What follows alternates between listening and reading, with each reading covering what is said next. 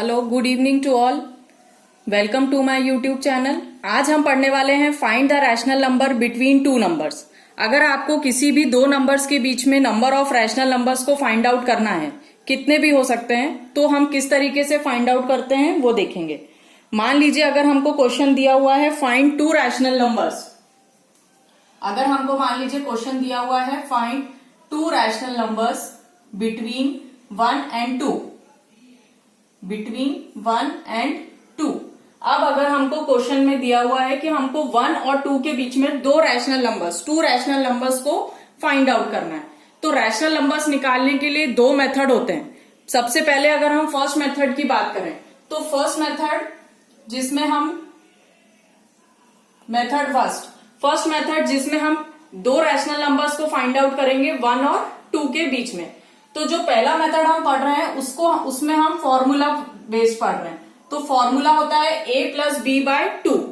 अब a plus B bye 2 का मतलब है a वो वाली वैल्यू जिसके बीच में हमको नंबर्स निकालने हैं। जैसे यहाँ पर फर्स्ट नंबर दिया हुआ है हमको 1, तो हम a की वैल्यू अज्यूम कर लेंगे 1 और b की वैल्यू अज्यूम कर लेंगे 2। तो अभी हमको 1 और 2 के बीच में नंबर्स निकालने हैं, रैशनल नंबर्स। तो हमने यहाँ पर a और b की वैल्यू 1 और 2 अज्यूम कर ली। अब सबसे पहले हम इसमें वैल्यू डालेंगे। तो a की वैल्यू है 1, b की वैल्यू है 2, तो ये हो गया 1 plus 2 divided by 2। 1 plus 2 is 3 by 2। तो इसका मतलब है कि 1 और 2 के बीच में पहला रैशनल नंबर कौन सा फाइंड आउट किया हमने, 3 बाय 2। तो यहाँ पर 1 और 2, तो इसके बीच का पहला रैशनल नंबर हमने फाइंड आउट कर लिया जो है 3 बाय 2। अब हमको बोला है कि दो रैशनल नंबर्स निकालने हैं, तो एक और रैशनल नंबर निकालना है। अब जब आपने देखिए यहाँ पर दो नंबर्स थे 1 और 2, उनके बीच में आपने a plus B divided by 2 से एक रैशनल नंबर फाइंड आउट कर लिया है 3 बाय 2। अब आप इसमें से या तो ये दोनों नंबर्स के बीच का फाइंड आउट कर सकते हैं या फिर इन दोनों के बीच का कोई सा भी फाइंड आउट कर सकते हैं, क्योंकि हमको यहाँ पर दो निकालने हैं। तो हमने एक निकाल लिया है 3 बाय 2। अब हम या तो इन दोनों का पेयरिंग करें या फिर इन दोनों का, उसको लेके आप किसी के भी बीच में, इन दोनों के बीच में या इन दोनों के बीच में एक और रैशनल नंबर्स निकाल सकते हैं। अब मान लीजिए अगर मैं दूसरा पेयर लेती हूँ 1 और 3 बाय 2। अब मैं 1 और 3/2 के बीच में एक और रैशनल नंबर फाइंड आउट कर रही हूँ। अगेन हमको वही मेथड यूज करना है, a प्लस बी बाय 2।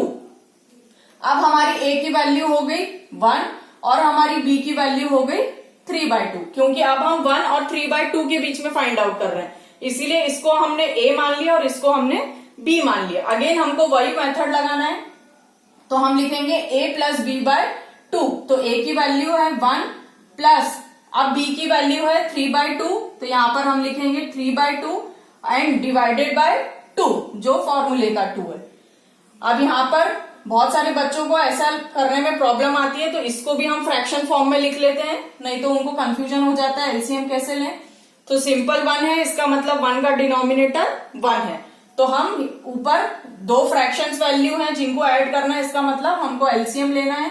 तो हम यहाँ पर एलसीएम लेंगे, 1 और 2 का LCM 2, then 2 divided by 1 is 2 and 2 into 1 is 2, then 2 divided by 2 is 1, 1 into 3 is 3 and ये वाला डिनोमिनेटर वैल्यू 2। तो ये हो गया 2 प्लस 3 5 डिवाइडेड बाय 2।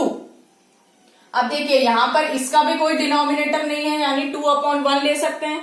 तो यहाँ पर ऊपर न्यूमरेटर क्या बना है 5 बाय 2 और डिनोमिनेटर में भी एक फ्रैक्शन वैल्यू दिख रही है 2/1। तो जब ये रेसिप्रोकल होके कन्वर्ट करेंगे तो ये 2/1 का 1/2 हो जाएगा, क्योंकि न्यूमरेटर और डिनोमिनेटर दोनों ही फ्रैक्शन में है। तो जब डिनोमिनेटर कन्वर्ट करते हैं मल्टीप्लीकेशन में, अभी ये डिवीजन में है, जब हम इसको मल्टीप्लीकेशन में कन्वर्ट करेंगे तो ये रेसिप्रोकल होके 1/2 हो जाएगा। तो इसका आंसर आ गया 5/4। अब ये वाला 5/4 जो दूसरा रैशनल नंबर आया है, ये कौन से दो नंबर्स के बीच में आया है, 1 और 3 बाय 2।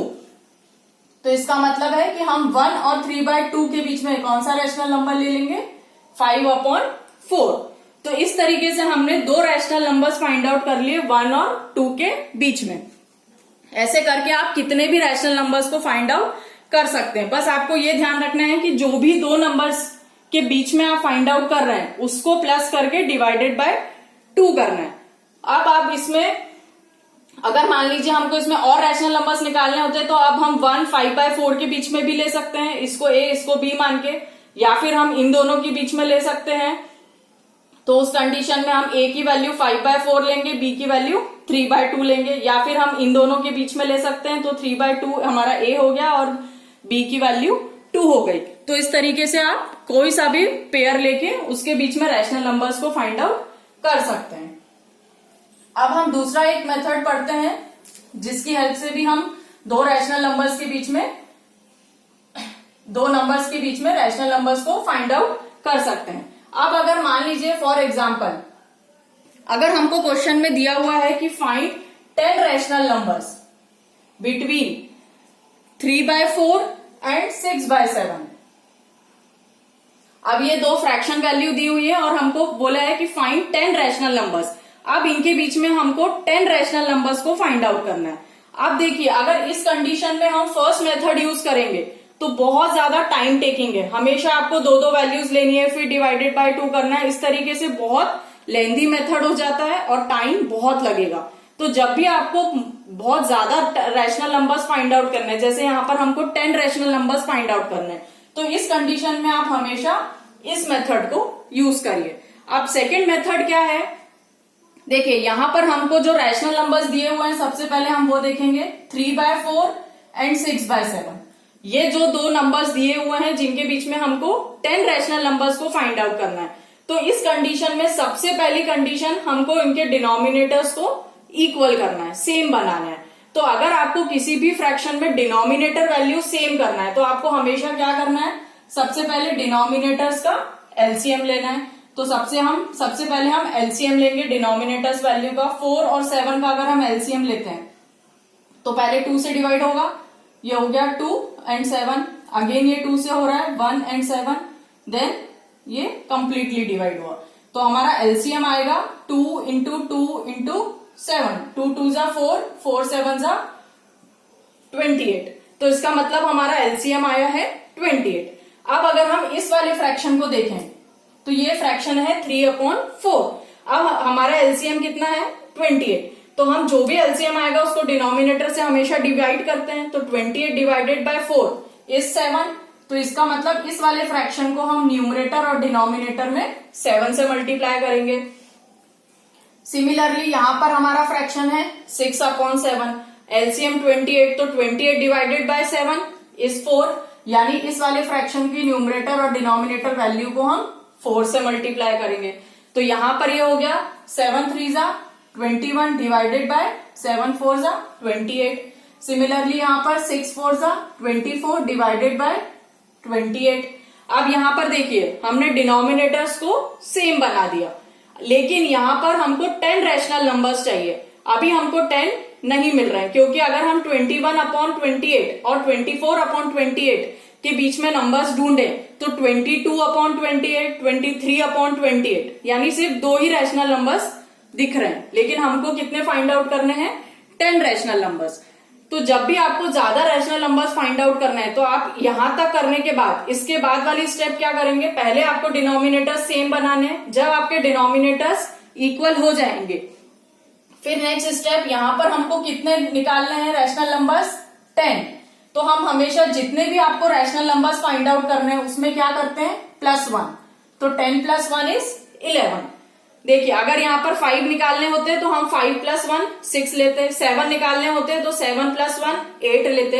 यानी आपको जितने भी number of rational numbers find out करने हैं उसमें आपको +1 करना है। यहाँ पर मुझे 10 निकालने थे तो 10 + 1 11। तो अब हम क्या करेंगे, ये जो हमारी फ्रैक्शन वैल्यू आई है 21/28, इसको हम ऊपर नीचे न्यूमरेटर और डिनोमिनेटर को 11 से मल्टीप्लाई करेंगे। सेम वैसे यहां पर हमारी फ्रैक्शन वैल्यू आई है 24/28, इसमें भी हम न्यूमरेटर और डिनोमिनेटर को 11 से मल्टीप्लाई करेंगे। तो जब आप 21/28 को न्यूमरेटर डिनोमिनेटर को 11 से इंटू करेंगे तो 21 × 11 इज 231 एंड 28 × 11 इज 308। देन जब आप 24 × 11 करेंगे तो आपको मिलेगा 264 और इधर 308। अब देखिए, अब अगर हम 231 डिवाइडेड बाय 231 बाय 308 और 264 बाय 308 के बीच में अगर हम रैशनल नंबर्स लिखें तो हमको काफी सारे मिल सकते हैं। तो हम 231 डिवाइडेड बाय 308 इससे लेके 264 बाय 308 इनके बीच में हम अब इजीली 10 रैशनल नंबर्स लिख सकते हैं। तो जैसे अगर हम इसका नेक्स्ट लिखें तो 231 के बाद हम लिख सकते हैं 232 divided by 308, then 233 divided by 308, then 234 divided by 308, then 235 divided by 308, 236 divided by 308, 237 divided by 308, 238 divided by 308। ऐसे करके आप कोई से भी 231 से लेके 264 के बीच में आप कोई से भी नंबर्स लिख सकते हैं और उन सबके डिनोमिनेटर्स आपको कॉमन रखने हैं 308। तो जब भी आपको मोर देन 4 या 5 रैशनल नंबर्स निकालने हो तो आप हमेशा यही मेथड यूज करें, क्योंकि जो हमने फर्स्ट मेथड किया था उसमें बहुत ज्यादा टाइम लगता है। अगर आपको ये अच्छा लगे तो प्लीज मेरे चैनल को लाइक और सब्सक्राइब करना ना भूलें। Thank you.